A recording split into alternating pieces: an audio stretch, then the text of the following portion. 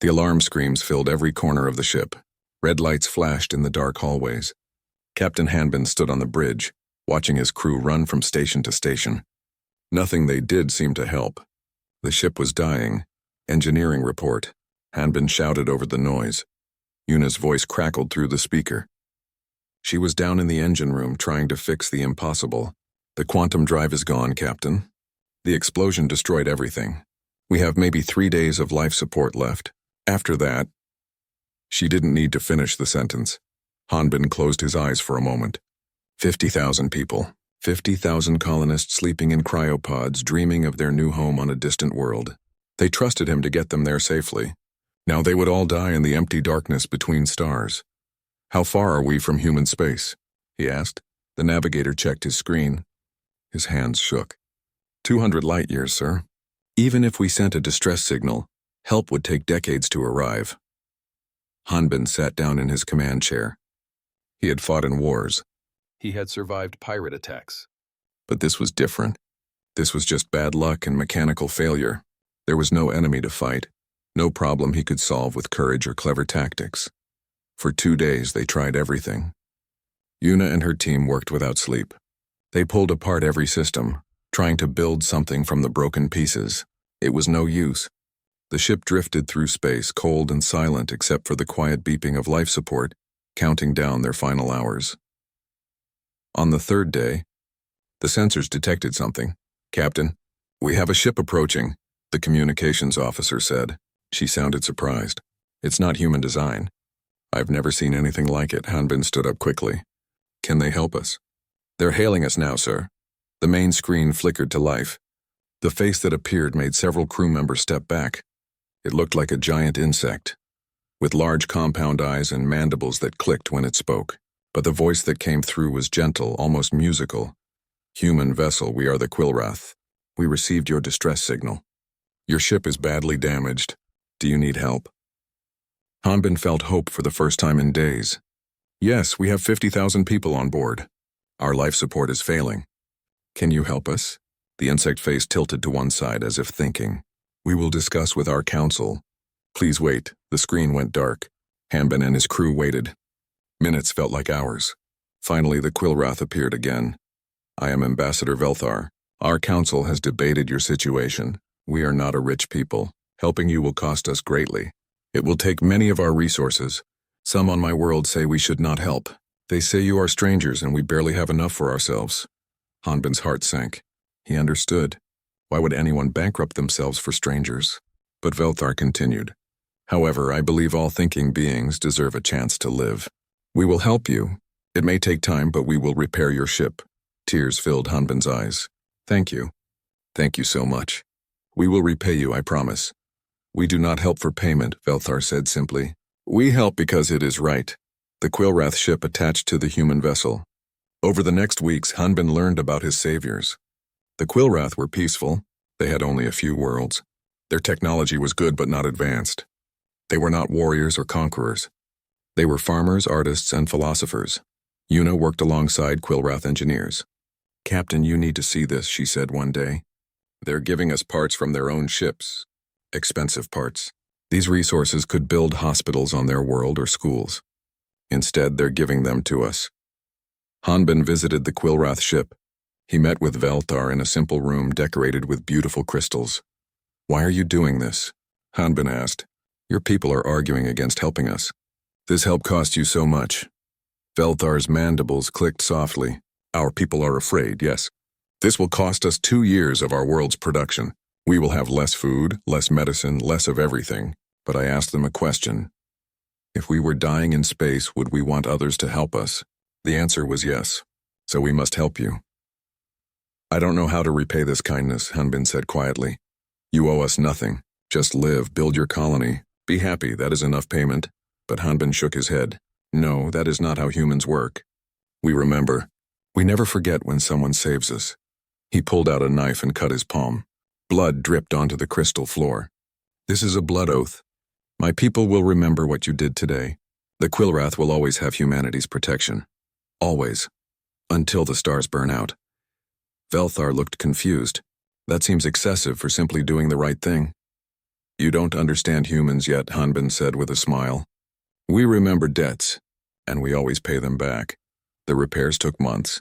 The Quillwrath worked day and night. They gave the humans food, water, medicine, and replacement parts. When it was finally done, the human ship was ready to fly again. All 50,000 colonists woke from cryo-sleep as planned. They learned what happened, how the Quillwrath had saved them. Many cried. Some wanted to stay and help the Quillwrath to repay them immediately, but Velthar refused. Go to your new world. Live your lives. That is all we ask. As the human ship prepared to leave, Hanbin stood on the bridge one final time with Velthar beside him. We have recorded the coordinates to your homeworld, Hanbin said. Every human database now contains this information. Every human child will learn what you did for us today. We will never forget. You humans are strange, Velthar said with what might have been a smile. So much emotion over simple kindness. It was not simple to us, Hanbin replied. You saved 50,000 lives. You saved parents, children, lovers, dreamers. Every one of them will remember. Their children will remember. Their children's children will remember. The Quillwrath have made friends with humanity today, and humans never forget their friends. The ship separated. The human vessel jumped to quantum speed and disappeared into the stars. Velthar watched them go, still not fully understanding the weight of what had been promised. But humans keep their promises, especially the ones sealed in blood, and one day the galaxy would learn exactly what that meant. 150 years had passed since the Quillwrath saved the human colony ship. The universe had changed dramatically in that time. Most of all, humanity had changed. Admiral Taiho sat in his office on Mars looking at reports from across human space. 200 colony worlds now, thousands of ships, millions of soldiers. Humanity had exploded across the galaxy like a wildfire, and everywhere they went, other species learned to respect them or fear them. Admiral, the weapons test results are here, said Nari, entering his office. She was the lead scientist for human weapons development. Her team had just finished testing a new type of missile. How did it go? Taiho asked. Nari smiled. The kinetic missile reached 70% light speed. It can punch through any known shield in the galaxy. No one else has anything close to this technology. Taiho nodded. This was typical. Humans had a gift for warfare that surprised every other species. They combined creativity with aggression in ways the galaxy had never seen. When humans fought, they fought to win completely. Good work. Make sure the manufacturing facilities start production next month, he said. After Nari left, Taiho looked at the wall of his office. Hanging there was an old photograph carefully preserved. It showed Captain Hanbin shaking hands with Ambassador Velthar. Below it, words were carved into metal. To the Quillwrath, who saw us at our weakest and gave us strength. Every human military office had this photograph. Every human child learned the story in school. It was called the Quillwrath Kindness, and it was taught alongside human history's greatest moments. Taiho remembered learning the story as a boy. His teacher had told them, the Quillwrath gave everything to save strangers. They expected nothing in return. This is the type of kindness that changes the universe. We must never forget it. Across human space on Earth there was a massive monument. It stood in the center of the capital city, tall and beautiful. Millions of people visited it every year. The monument showed Quillwrath engineers working alongside human crew members, fixing the broken ship. At the base, written in both human and Quillwrath language, it said, "We were strangers. They helped anyway. Humanity remembers." Director Sora worked in the Human Intelligence Agency. Her job was to monitor everything happening in the galaxy. She tracked every alien species, every conflict, every trade agreement. Today, she was reviewing the latest reports about the Quillwrath. They're still peaceful, her assistant said. 3 worlds, 8 billion people. They trade fairly, they avoid conflicts, and they still use mostly the same technology from 150 years ago. Sora frowned. Have they asked us for anything recently? No, Director. They never ask for anything. Every decade, we send ambassadors with gifts and trade offers. They always seem surprised that we still remember them. Of course we remember them, Sora said firmly. Update their security rating. Any threat to Quillwrath space gets flagged as critical priority. Understood, Director. The Quillwrath themselves found human behavior confusing. They had helped the humans because it seemed like the right thing to do. They never expected the humans to make such a big deal about it. Every 10 years, human ambassadors arrived with gifts, technology, medicines, resources. The Quillrath accepted politely, but they always felt a bit embarrassed. On Quillrath Prime, the homeworld of the Quillrath people, Elder Velshin sat in the council chamber. Velshin was the great-grandchild of the original ambassador Velthar, who had helped the humans so long ago. The humans have sent another trade delegation, one council member said. They offer advanced medical equipment in exchange for our simple textiles and art. This is not a fair trade, another council member said. Their medical equipment is worth 100 times more than what we give them. Velshin clicked his mandibles thoughtfully. The humans do not think of fairness the way we do. They still believe they owe us a debt. My ancestors' journals say the human captain made a blood oath. Apparently humans take such things very seriously. It has been 150 years, the first council member said. Surely the debt is paid by now.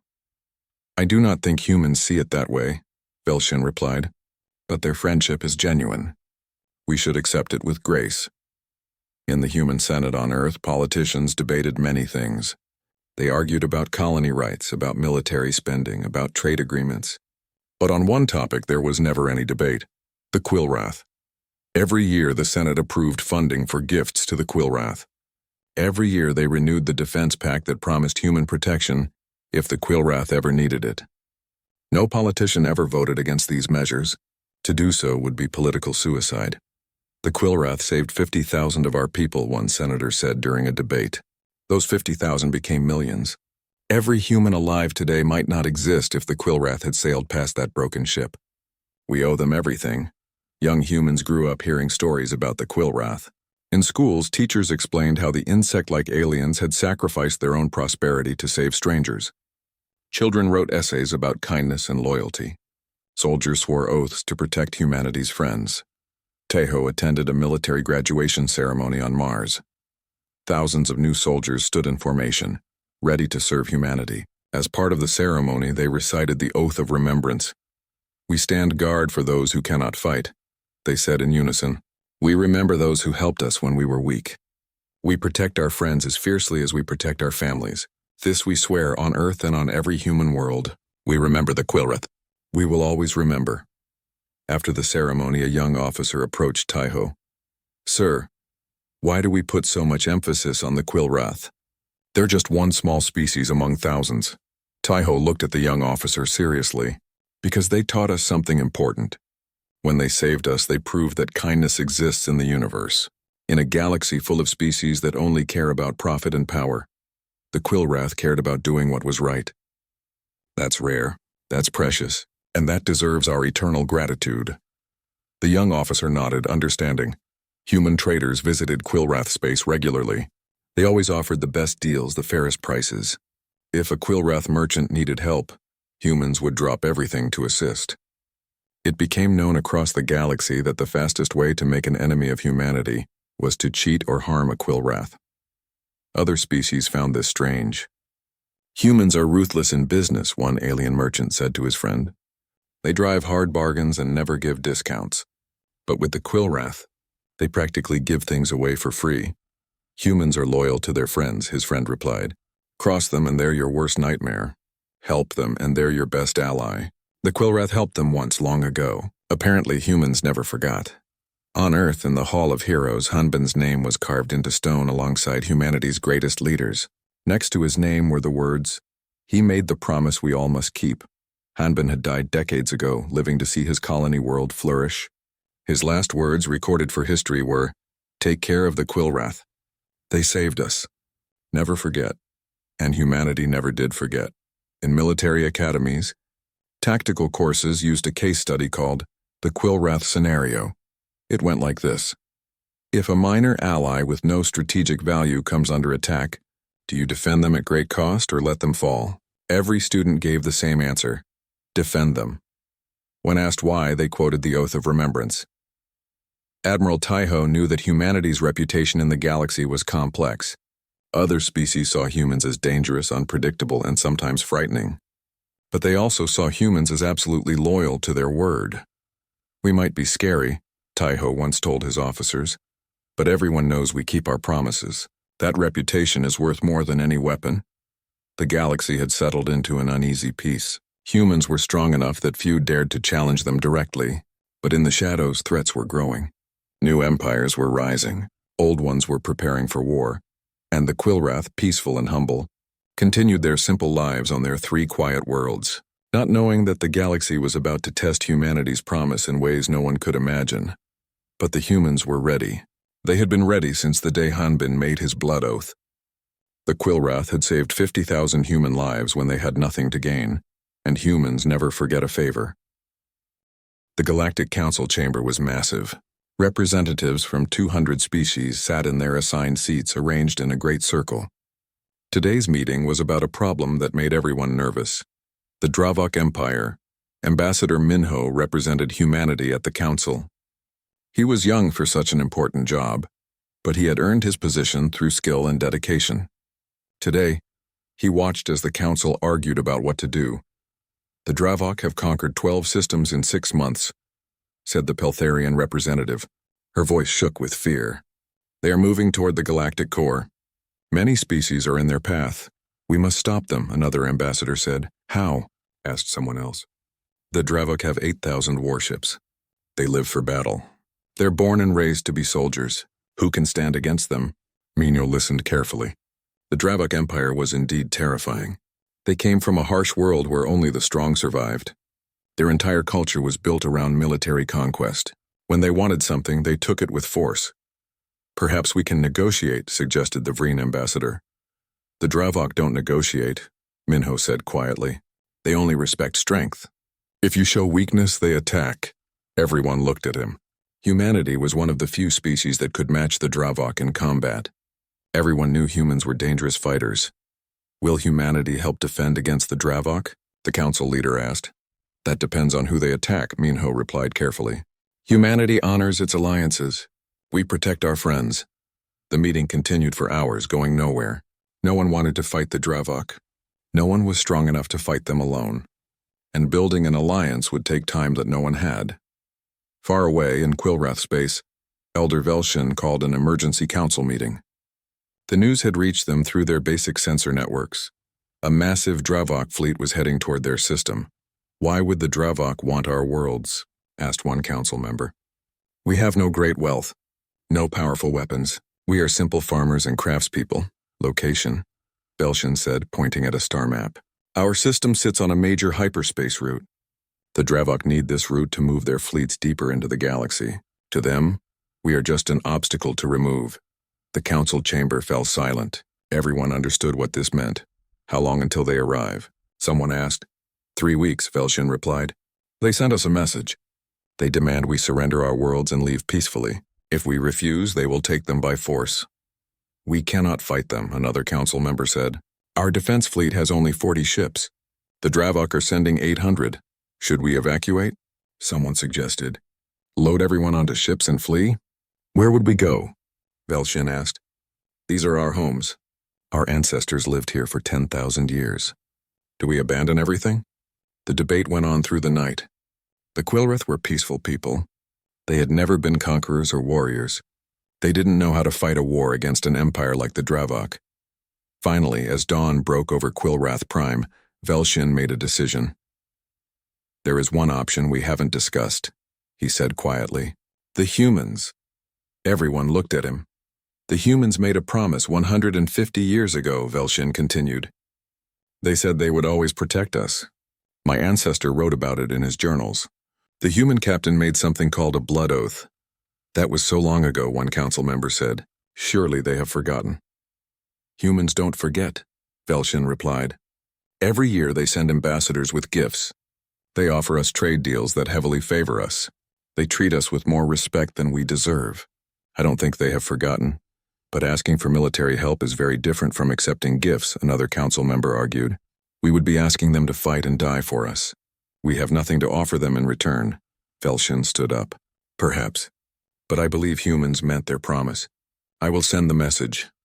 That evening, Velshin recorded a simple message. He spoke calmly, without dramatics. This is Elder Velshin of Quillrath Prime speaking to our friends in humanity. 150 years ago, my ancestor helped save a human colony ship. The human captain promised that his people would never forget. Today, we face a threat we cannot overcome alone. The Dravok Empire is coming to take our worlds. We do not wish to impose on your generosity, but if your promise still stands, we need your help." He sent the message through the long-range communications array and waited. The message traveled through space at light speed. It reached the nearest human outpost 6 days later. From there, it was transmitted to Earth immediately, marked as highest priority. In the human command center on Earth, alarms sounded. Director Sora was sleeping when her emergency communicator went off. She answered it immediately. "Director, we have a code Quillwrath," her assistant said. Sora was wide awake instantly. Code Quillwrath meant only one thing. The Quillwrath needed help. "Send me everything," she ordered. 5 minutes later, she was watching Velshin's message. Her face grew hard as she listened. When it finished, she made 3 phone calls. First to the military, second to the Senate, third to the intelligence agency. Within 6 hours, every human military vessel in the galaxy received new orders. Operations were canceled. Missions were postponed. Ships changed course. The message was simple. The Quillwrath have called. All vessels proceed to rally Point Zebra 7 at maximum speed. On Earth, Admiral Taiho stood before the Senate. Every senator was present. No one had stayed home. "The Quillwrath are under threat," Taiho said. "The Dravok Empire is sending a conquest fleet. 800 warships. The Quillwrath have 40 ships and no experience in warfare. They will be crushed." "What are you proposing?" the Senate leader asked, though she already knew the answer. "Total mobilization," Taiho replied. "We pull every available ship from current operations. We send the largest fleet in human history to Quillwrath space. We show the galaxy what it means to threaten humanity's friends." "This will cost us," one senator said. "We have profitable military contracts in other sectors. We'll have to break those contracts. It will cost us billions." "The Quillwrath saved 50,000 human lives when they had nothing," Taiho said firmly. "Today, 8 billion Quillwrath lives are at stake. We don't get to calculate the cost. We made a promise. We keep it." The vote was unanimous. Every senator voted yes. Ambassador Minho was still at the Galactic Council when he received the news. He stood up and requested to speak. "The Galactic Council has been debating the Dravok threat for weeks," he said. "You have discussed options, formed committees, and drafted proposals. While you talked, the Dravok moved closer to destroying a peaceful species. Today, the Quillwrath called for help. Humanity answers that call." "The Quillwrath?" someone asked. "But they're insignificant. They have no strategic value, no resources worth protecting. They have something more valuable than resources," Minho said coldly. "They have humanity's friendship. 150 years ago, when humans were weak and dying in space, the Quillwrath saved us. They gave everything to help strangers. Today we repay that debt."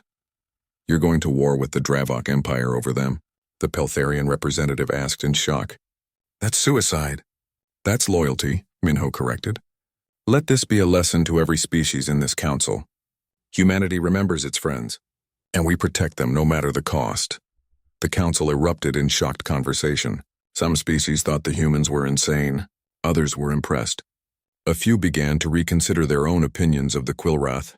Captain Yunji commanded the stealth ship Silent Promise. She was already in Dravok space, watching their fleet preparations. When she received the new orders, she smiled.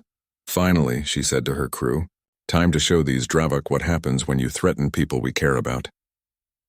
3,000 human warships began moving toward Quillwrath space. It was 70% of humanity's entire military force. Never before had humans committed so much to a single battle.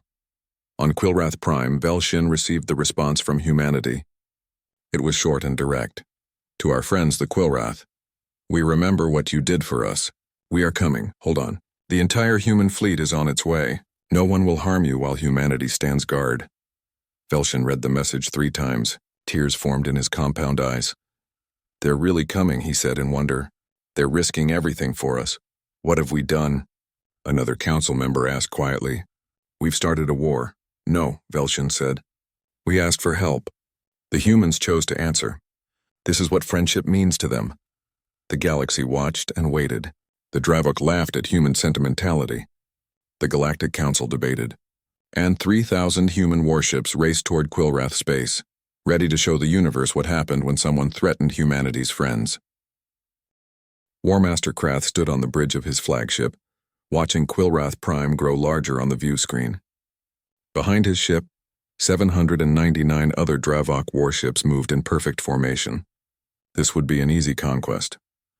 The Quillrath defense fleet is positioning near their homeworld, his tactical officer reported. 40 ships, all outdated designs. They won't last 10 minutes. Krath smiled, showing his sharp teeth. The Dravok loved battle. They lived for it. This wouldn't even be a real fight, just target practice. Still, the hyperspace junction near Quillrath space was valuable. Control it, and the Dravok could move their fleets anywhere in this sector of the galaxy.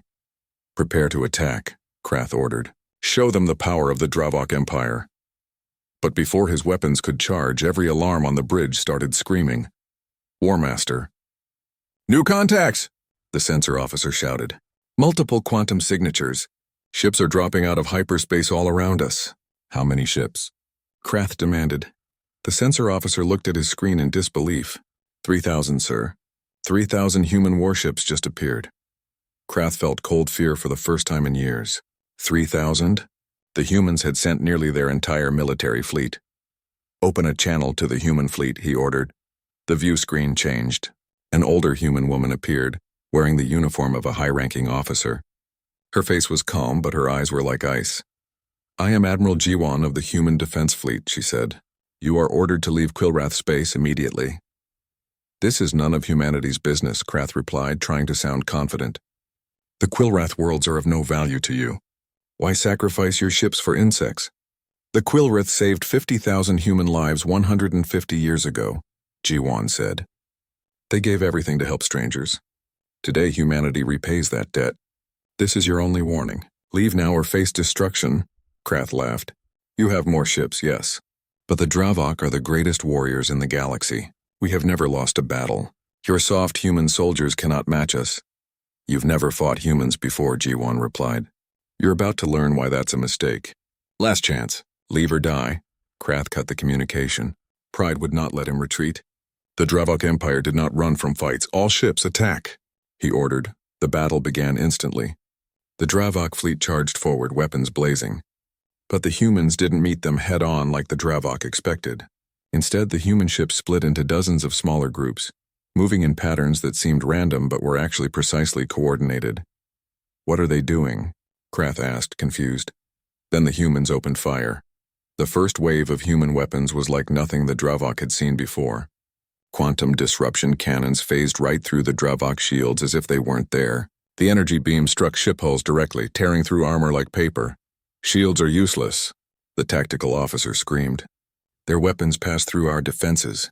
Switch to evasive maneuvers, Krath ordered, but the humans were already launching the second attack. Thousands of small missiles streaked through space, moving at incredible speeds. The Dravok point defense systems tried to shoot them down, but the missiles were too fast. They impacted at 70% of light speed, releasing kinetic energy that cracked ships in half. 20 Dravok warships exploded in the first minute of combat. On the human flagship, Admiral Jiwan watched the tactical display. Everything was going according to plan. Humanity had prepared for this moment for 150 years. Every weapon, every tactic, every strategy had been designed with one purpose: to protect the Quillrath if they ever needed protection. Launch the drone swarms, she ordered calmly. From the human ships, clouds of small attack drones poured into space. Thousands of them. Tens of thousands. Each drone was controlled by advanced artificial intelligence that learned and adapted during battle. When a Dravok ship tried to defend against them, the drones changed their tactics immediately. The Dravok fleet was in chaos. Their formations broke apart. Ships collided with each other trying to evade. Their weapons fired wildly, hitting nothing but empty space. This is impossible, Krath shouted. How are they this advanced? His tactical officer looked terrified. Sir, we've lost 100 ships. The humans have only lost 7. Down on Quillrath Prime, Elder Velshin and his council watched the battle through their sensors. They could barely believe what they were seeing. The humans are destroying them, one council member whispered. The mighty Dravok Empire is being crushed. Look at their coordination, another said in awe. Every human ship moves like they share one mind. They're not just fighting, they're hunting. Velshin watched in stunned silence. 150 years ago, humans had been helpless, dying in a broken ship. Now they commanded the most terrifying military force in the galaxy. In space, Colonel Seojun led a squadron of human fighters through the battle. His job was to intercept any Dravok ships that tried to reach Quillrath Prime. So far, none had gotten close. Team 3, focus fire on that battlecruiser, he ordered. Team 5, cover our left flank. The human fighters moved like a school of fish, perfectly synchronized. They targeted the Dravok ship's weak points with precision. Every shot counted. Every movement had purpose. A Dravok captain tried to ram his damaged ship into a human cruiser, hoping to take it down with him. But human point defense systems locked onto the Dravok ship and fired. It exploded before it could reach its target. The battle raged for 2 hours. The Dravok fought bravely, but they were outmatched in every way. Human weapons were superior. Human tactics were better. Human coordination was flawless. Most importantly, humans fought with a determination that the Dravok couldn't match. The Dravok fought for glory and conquest. The humans fought to protect their friends. On the Dravok flagship, Krath watched his fleet being destroyed ship by ship. Half his forces were already gone. The humans had lost only 23 ships. "War Master, we must retreat," his second-in-command said. "If we stay, we all die." Krath wanted to refuse. The Dravok never retreated. But he also knew that dying here would serve no purpose. His pride had already cost him 400 ships. "All vessels withdraw," he ordered, the words tasting like poison. "Emergency hyperspace jump now." The remaining Dravok ships tried to escape. But the humans had planned for this too. Human ships moved to block their escape routes. Quantum inhibitor fields prevented emergency jumps. The Dravok fleet was trapped. "You wanted to attack peaceful people." Admiral G1's voice came over the communications. "You wanted to take their homes. Now you pay the price." The human attack intensified. It wasn't just battle anymore. It was extermination. The humans showed no mercy. Every Dravok ship was targeted and destroyed with cold efficiency. War Master Krath watched his flagship's hull breach in 3 places. Fire spread through the corridors. His crew was dying. In his final moments, he understood something important. Humans were terrifying when you made them your enemy. His ship exploded in a ball of fire. 4 hours after the battle began, it was over. 800 Dravok warships had entered Quillrath space. Not a single one escaped. The human fleet had destroyed them all. On Quillrath Prime, the population watched the sky in amazement. The bright flashes of exploding ships slowly faded. Then they saw the human ships forming a protective perimeter around their planet. Admiral G1's face appeared on every screen across Quillrath space. "People of Quillrath. This is Admiral G1. The threat is over. The Dravok fleet has been eliminated. No one will harm you today or any day. Humanity stands guard." Across the 3 Quillrath worlds, 8 billion people stood in silence. Then slowly they began to celebrate. They had been saved. Their homes were safe. Elder Velshin sat down heavily, his legs shaking. Tears flowed down his face. "We gave them supplies and repairs," he said quietly. "They gave us salvation." Colonel Seojun led a ground team to the Quillrath colonies that the Dravok had captured before the battle. They freed every Quillrath prisoner they found. Human medics treated the injured. Human engineers repaired the damaged buildings. "Why are you doing all this?" one freed Quillrath asked a human soldier. The soldier looked surprised by the question. "You're our friends. We take care of our friends."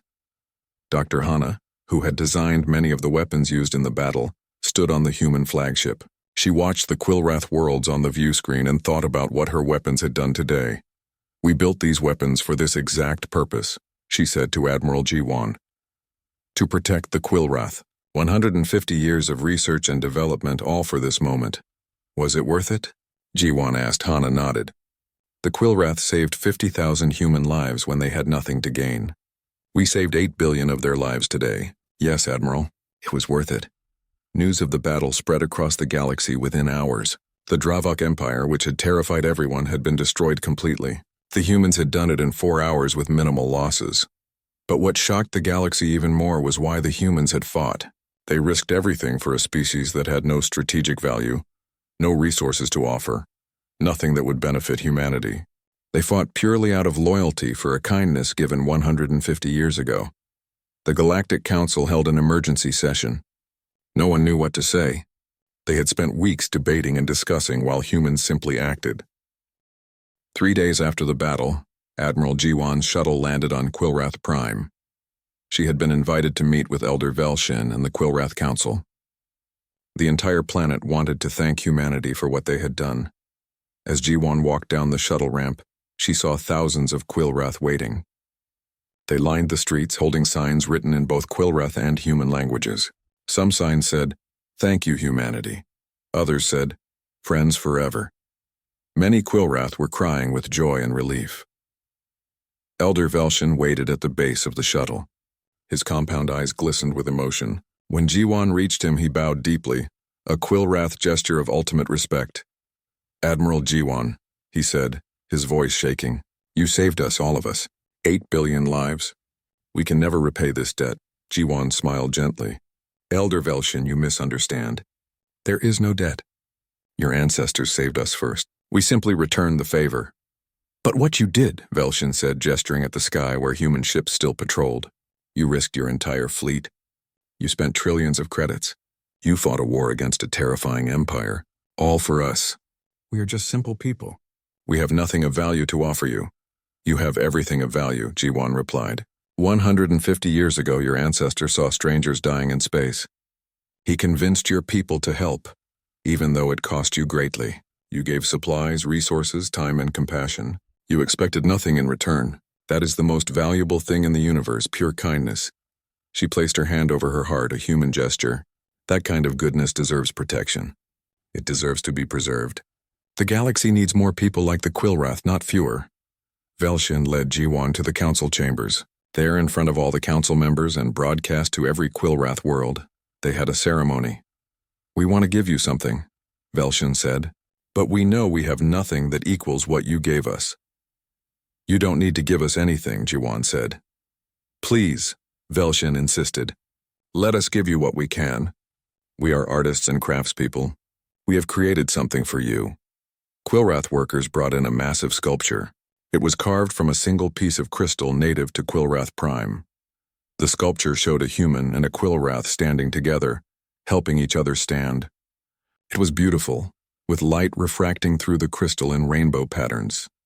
"This will stand in our capital forever," Velshin said, "so we never forget what humanity did for us, just as you never forgot what we did for you."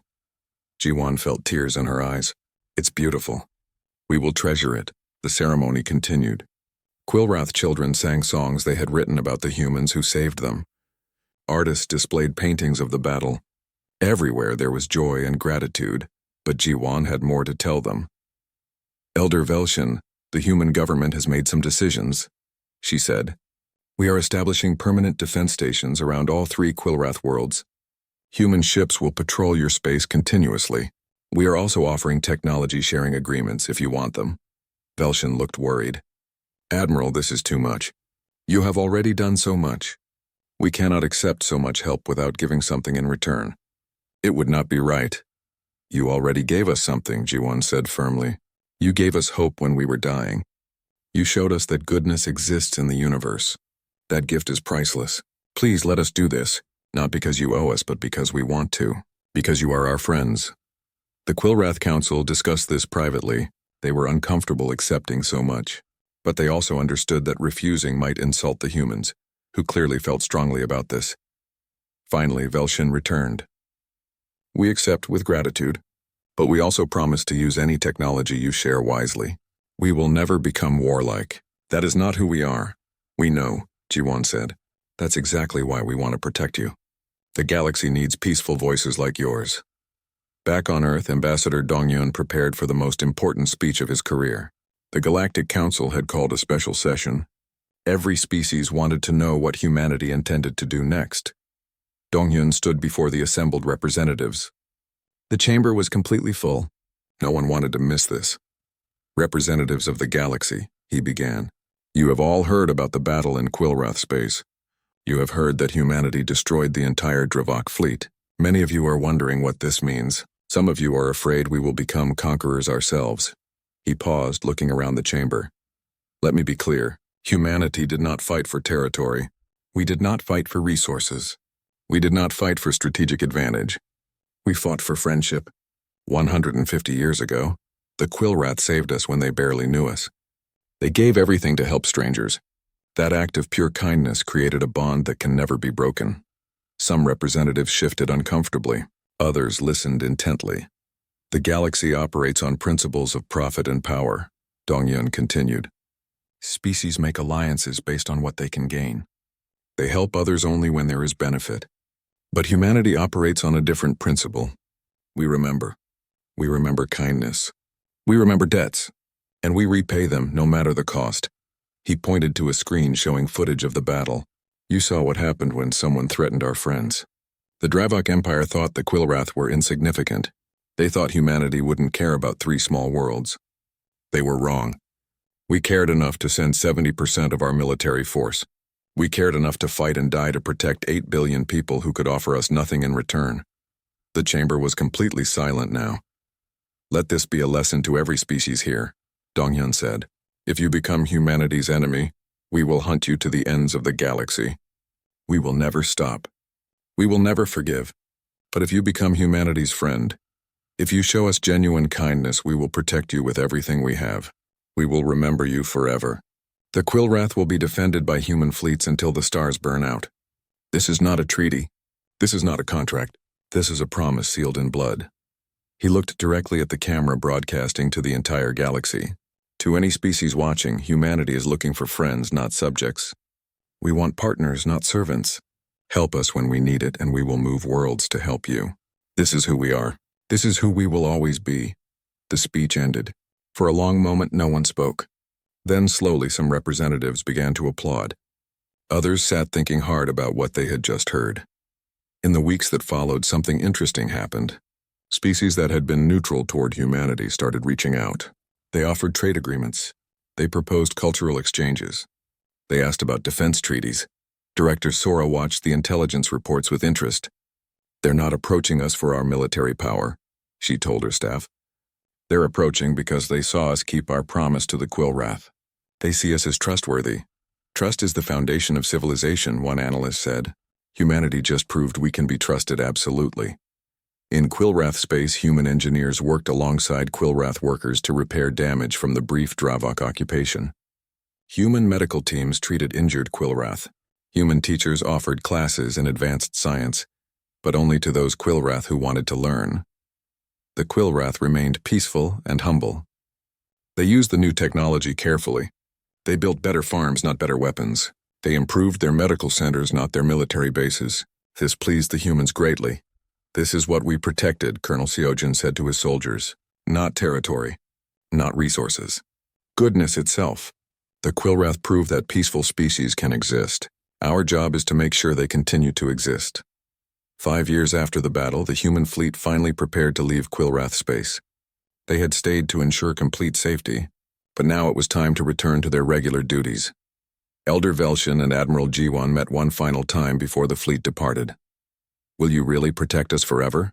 Velshin asked. That is a very long time. Forever, Jiwon confirmed. We have placed automated defense satellites throughout your system. Human rapid response fleets can reach you in 4 days if trouble appears. And every human child will continue learning about the Quillrath kindness. Your story is part of human culture now. As long as humanity exists, the Quillrath will be protected. Velshin clicked his mandibles in the Quillrath expression of deep emotion. We saved one ship of 50,000 people. You saved our entire species. This seems disproportionate. That's not how humans calculate debts, Jiwon said. You didn't just save lives. You saved us when you had nothing to gain. You taught us that kindness exists in the universe. You gave us hope. That's worth everything. On Earth, in the capital city, workers added a new section to the monument. Alongside the original sculpture of Quillrath and humans repairing the broken ship, they added a new scene. It showed human warships protecting Quillrath worlds with both species standing together. The inscription read, "They saved us at our weakest. We saved them at our strongest." This is the circle of friendship. This is humanity's promise we never forget. Human and Quillrath children studied together now, in exchange programs between the species. Young humans learned about Quillrath art and philosophy. Young Quillrath learned about human technology and culture. One human child asked her Quillrath classmate, "Why do you think we protect your people so much?" The young Quillrath thought carefully.